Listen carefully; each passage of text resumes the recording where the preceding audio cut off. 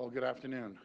This past weekend, I went to help an incredible grassroots program run by the Canadian Italian Heritage Foundation called Pasta It Forward. They're delivering over 500 hot meals a day to seniors, frontline healthcare workers, and those in need all around the 905. So if you can help, please visit their GoFundMe page. They're entirely run by volunteers. My friends, we're all in this together. We can only get through these difficult times if we have each other's backs, if we look out for each other. Until a vaccine is found, the best way to protect those over the age of 70 and those with complex medical conditions is to ask them to self-isolate at home, as our Chief Medical Officer of Health has advised. It's absolutely critical. But I want our seniors to know that while we're doing your part at home, we are doing everything in our power to ensure you continue to have access to the necessities you need. We've been working with businesses and community organizations to make it easier for our seniors to self-isolate. That's why today we're partnering with the Ontario Community Support Association. We're investing $11 million to help the Meals on Wheels program and other community organizations. That's $11 million to help deliver food, medicine, and other essentials to our seniors and those with disabilities. I want to thank Minister Cho for his leadership on this important initiative. No one must be left behind. We have to take care of our own, and if you're listening right now, and if you're in a position to help, please reach out to your elderly neighbors or to anyone you know who might be in need. Offer to drop off groceries, deliver a meal, pick up the phone. It's the small things that make the difference. It's the small acts of kindness that shine brightest during these dark days. And we know many low-income seniors are facing hard times. My message to you today is, help is here. This week, the Guaranteed Annual Income System, or GAINS payment, are being delivered. And I'm proud to say we have doubled those payments for 194,000 low-income seniors across the province. This means up to an extra $166 per month in the pockets of our low-income seniors, and up to an extra $332 per month per couple. This will provide much-needed financial support to the seniors who need it most, and make it easier for them to stay safe and healthy at home. Today, we're also taking decisive action to protect our most vulnerable in developmental services, child welfare, and victims' shelters. We're providing $40 million to help these community organizations with COVID-19 related costs, such as purchasing masks and gloves to protect those in their care and our frontline heroes. My friends, we will not let our guard down, not for a moment. As long as we stand united, as long as we stand together, we will conquer COVID-19 and we'll get through this crisis. Thank you, and God bless the people of Ontario. Now I'll invite Minister Smith up to say a few words. Thanks, Premier, and good afternoon. I want to begin by thanking the people of Ontario for their hard work, their compassion, and generosity as we tackle the challenges faced as a result of COVID-19. As part of our government's decisive action to contain the spread of COVID-19, we provided $148 million to local service managers and Indigenous program administrators across Ontario to give them flexibility to expand the key services they already offer to meet their local needs. We've also invested $40 million to support organizations who provide residential services for children and youth and adults with developmental disabilities. The uncertainty during this time has been particularly trying for our province's most vulnerable people.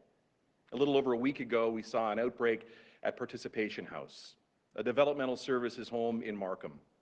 We saw how quickly this virus can spread through a home and how important it is to ensure every step is taken to protect our most vulnerable and for those who care for them every day.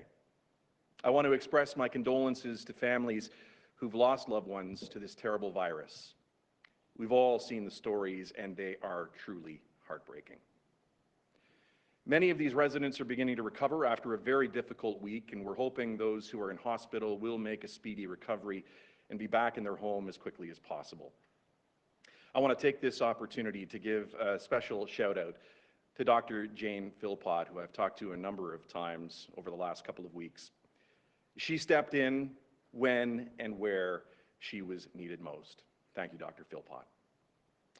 Markham-Stouffville Hospital was able to step in per an agreement with the local health integration network as well to provide direct community service support to Participation House. This measure was instrumental in allowing critical staff to be accessible and allow for patients to be given the care that they needed. We're thankful to everyone involved in making this happen. We know there are immediate pressures facing our residential settings, and we're here today to tell you that we are taking further action. In the coming days, I'll have an update about the work our government is doing to create a plan to support our most vulnerable, including immediate actions that will have a direct impact. We're focused on prevention, enhanced screening, infection control measures. At the same time, we're looking at how we can address staffing challenges we know our facilities are facing on a daily basis. I want to thank our staff on the front lines, from our developmental services workers to our social assistance caseworkers and those supporting those in residential care settings. Thank you so much for the work you're doing. You're all working tirelessly to make sure those that you serve, continue to get the support and the care that they need. It's up to all of us to do what we can to prevent the spread of COVID-19, flatten that curve, and protect people in our communities. Thank you. Okay, we'll go to the phone line. First question. First question comes from Travis Danrush from Global News. Please go ahead. Hi there, good afternoon. I have two questions for Minister Smith this afternoon. Minister, families of children with autism say that until today they have not heard from you during this crisis. Since all programs have been halted, will families be given an extension on the one-time autism funding that they've been provided? And what is the current status for families on the wait list for services? I can tell you that my staff have been diligently working at making sure we're continuing to create that new needs-based Ontario Autism program. To answer your direct question, we will be extending those who have childhood budgets for 6 months. That will allow them to get the services that they need, either during or after the pandemic is over. We've also taken steps to ensure that where possible, and we've been encouraging all of our providers, both on the public side and in the private sector, to move as much as they can onto virtual platforms or telehealth type programs, so that those individuals, those families can access the services that they need. We know how routine is so important for families with children with autism, and really their world has been turned upside down. We're doing what we can to provide those extensions to those programs, and where possible, making sure that they can get those services virtually.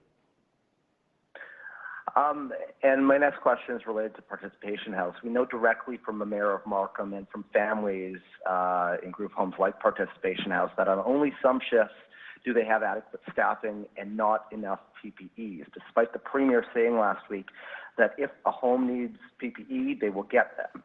Now, the Mayor of Markham is compelled to currently run a PPE drive for face shields. I want to ask you specifically, and I'm looking for a specific answer here, why have the PPEs promised not been delivered to this home, and when will the home be fully staffed every shift, every day?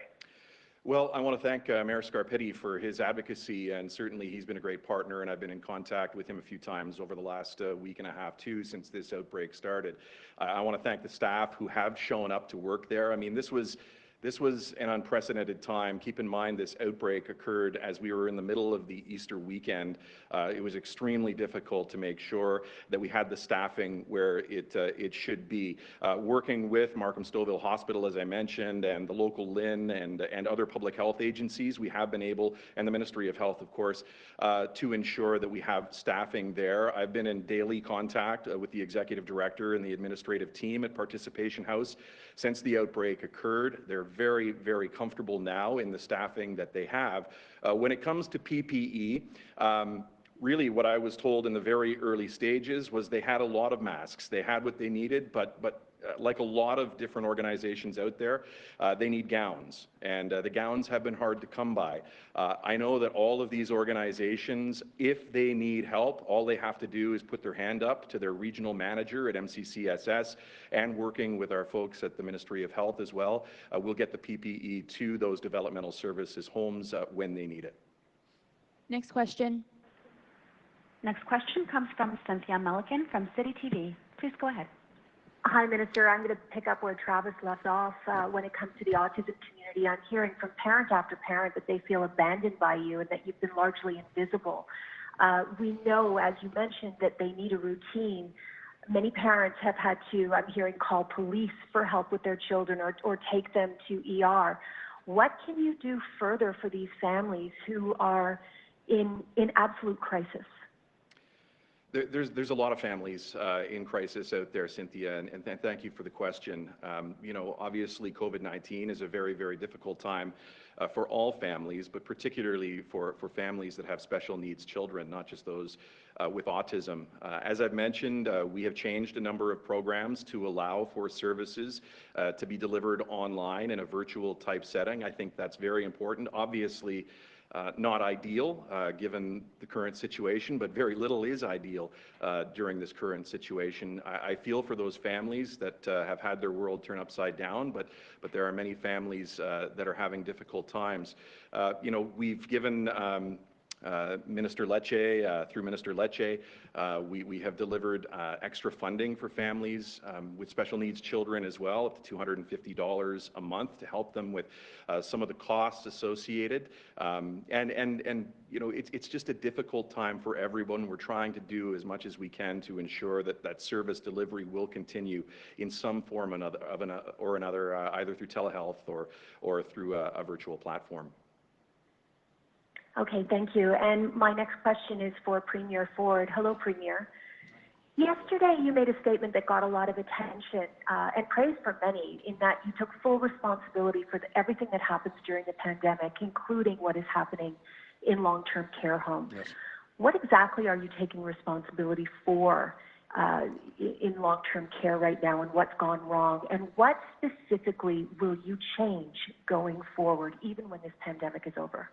Well, we've had this conversation. Actually, I had it as early as this morning with the Minister of Long-Term Care. There's changes throughout the whole system, not just long-term care. I think through our healthcare system, through our procurement programs. But at the end of the day, one person has to be held accountable, and I'm the person that's going to be held accountable no matter which way this goes. And so far, I give all the credit. It's not me. I give the credit to the people of Ontario, the 14.5 million people out there that have been able to move the needle per se and get slightly positive results on the modeling.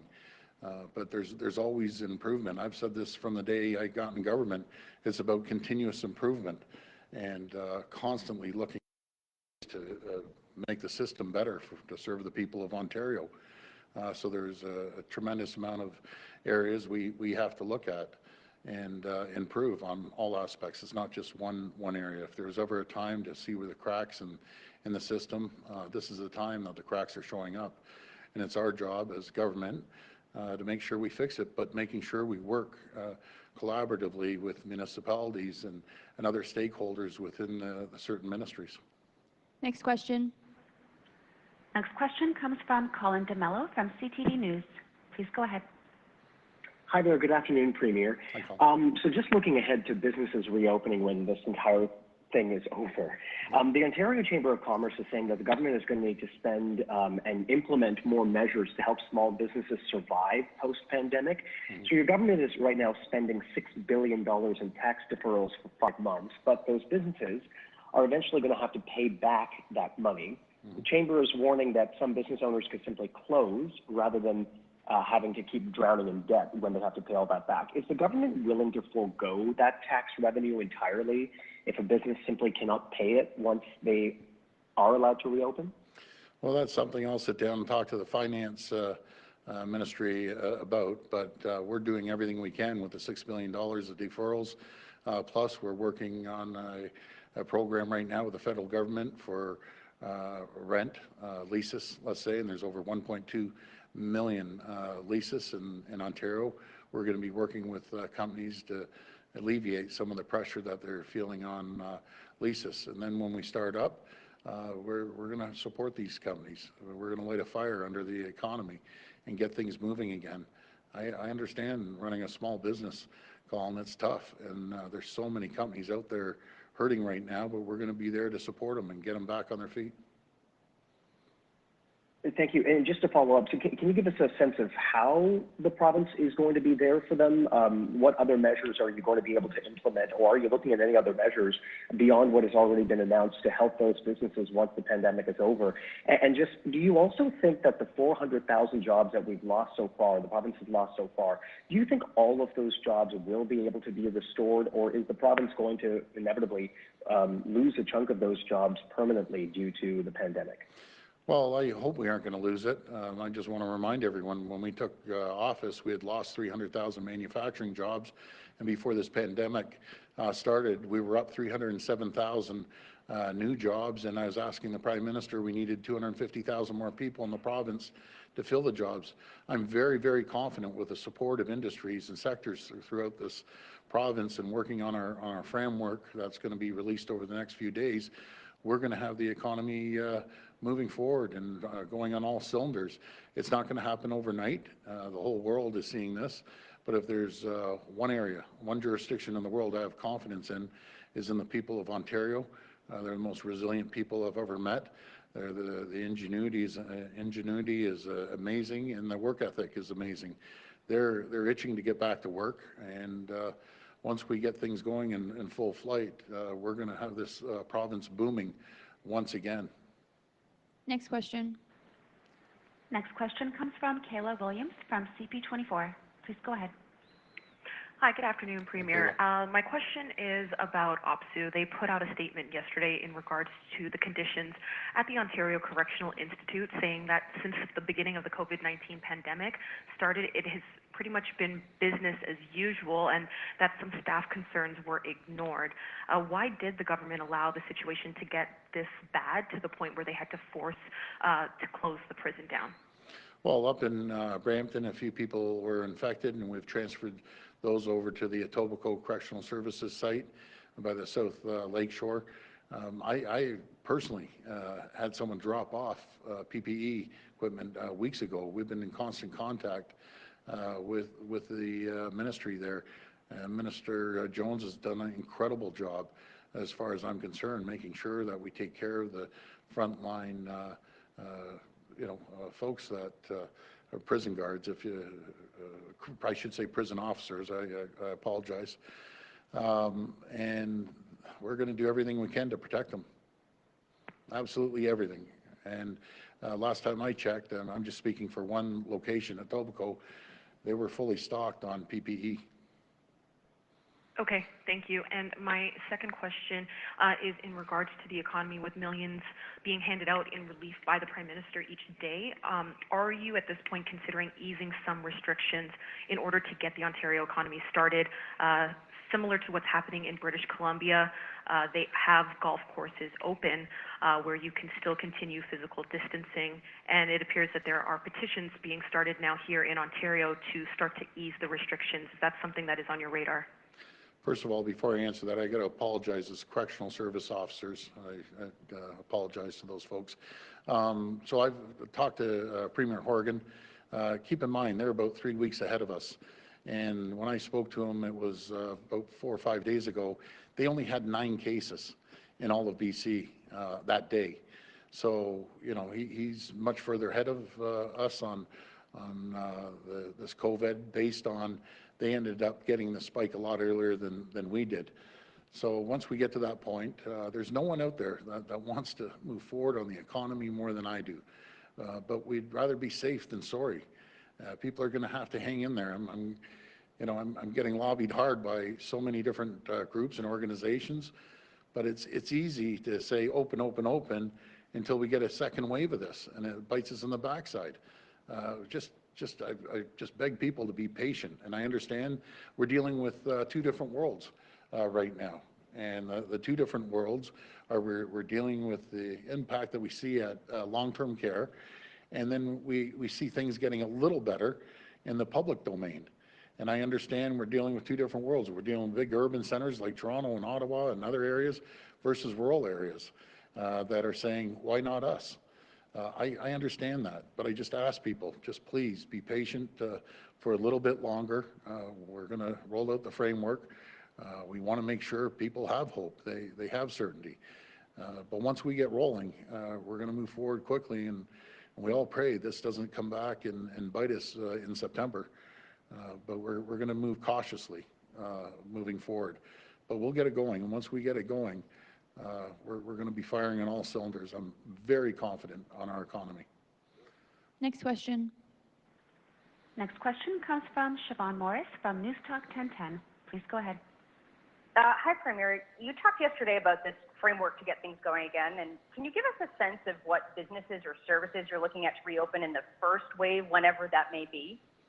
Well, certain areas, and we'll be rolling this out over the next few days, but certain areas that you don't have to worry about working side by side on a line that you can't practice social distancing, maybe outdoor activities we can look at. But again, that will be rolled out over the next few days, and we're going to be consulting again with municipalities and sectors, and to make sure that when the time comes, they get back to work, that they practice social distancing, and making sure that in some cases that they have proper PPE items for the people going back to work. Can you give any specific workplaces though at all? I really can't right now. I'd rather just wait a few days to make sure we cross the T's, dot the I's on this framework, and we'll be rolling that out over the next little while. But again, I'm getting endless calls about opening up. On a side note, I even got a call from Rob's son, 12 years old, my brother's son, saying, Uncle Doug, am I going to camp or not? And I told him, you know, I can't answer that. Well, how about in August? I said, I can't answer that. He goes, well, find out and get back to me right away. And I thought, really? I'm getting lobbied by my 12-year-old nephew too about camp. So, but that's important to people.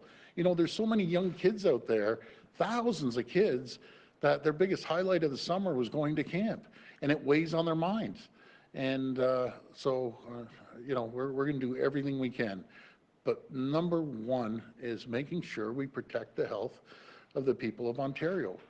And that's my number one priority. I just want to make sure this is done properly. Last question. Last question comes from Robert Bensby from the Toronto Star. Please go ahead.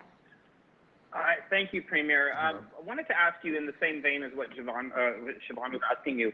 Are there certain benchmarks that you are going to be looking at? You mentioned those yesterday. So we would see, say, you go 14 days without any new cases, or you go 14 days and no increase in cases. It's, you know, not even a 5% increase, just a 0% flatlining. Is that one of the benchmarks that you'll be looking at before you reopen the economy? Well, the benchmarks I'll be taking off the Chief Medical Officer and the health team, Robert. But we will be setting these certain benchmarks before we can open up. And keep in mind, I want to emphasize this, even when we open up, that we start, you know, opening the top up in a trickle, sadly and unfortunately, people will still be dying. You know, we still have deaths happening every day, and everyone's opening, they want to open up, and I'm thinking, really? We're seeing tremendous death toll every single day. That's the first thing I ask in the morning. You know, how many people pass? It hits you hard in the heart, believe me. And every day you're hearing these numbers, and how many families are affected. I can't even comprehend all these families. Every day you see 30, 40, 50 people passing away. It's heart-wrenching. And even when we open the economy up a little bit, it's going to continue, but hopefully we can slow this down, slow the spread. But that weighs on you, believe me. You're trying to do a balancing act, but you can't forget about the people that have lost their lives over this terrible, terrible virus. Yeah, I appreciate that, sir. Is there a sense that you think when we are not through this, but through this, when we're heading toward the next phase of openness, that maybe people will have to wear masks on the streets, and that's something that we'll just have to get used to if you want to go, or if you want to go into a store, not just a grocery store, but if other stores are allowed to open, you'll have to wear a mask. You might have to wear a mask if you're in an office tower, an elevator, things like that. Is that something that you foresee as part of that gradual reopening of the economy? Well, I see people doing it naturally right now, and I don't see people really moving away from that. Again, we are going to need manufacturing done here in Ontario, which we're pushing companies to open up, because there's two things that have just been really, really tough, are the N95s, the KN95 masks, and the surgical masks. So the quicker we can get companies to start manufacturing full flight here, you know, it's going to be tough to supply everyone in Ontario. But I guess that's up to the companies too. A lot of companies have been very generous, no matter if it's Magna or Bell or any of these companies donating hundreds of thousands of N95 masks. They have to take care of their people as well, and it all depends on you know, your job, how closely you're working with others. But I think a lot of people will be making their homemade masks as well that they can wear. People are going to be nervous for some time until we get a vaccine, and I don't blame them. Thank you. Okay, thank you, everyone. Thank you.